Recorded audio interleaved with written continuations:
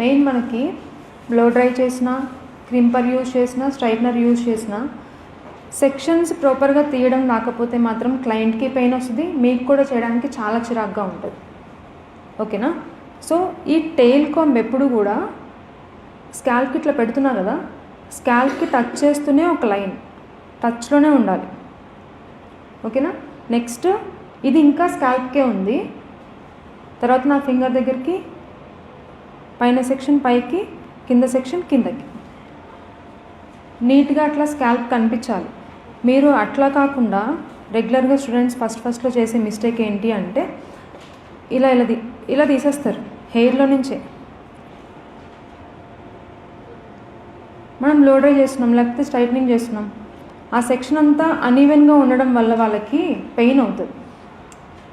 గట్టిగా పుల్ చేస్తాం కదా బ్రష్లోకి, సో పెయిన్ అవుతుంది అన్నమాట. సో ఫస్ట్ స్కాల్ప్ నుంచి ఒక సెక్షన్ స్ట్రైట్గా, తర్వాత మీ ఫింగర్ దగ్గరికి పైన సెక్షన్ పైకి, కింద సెక్షన్ కిందకి. క్లియరా?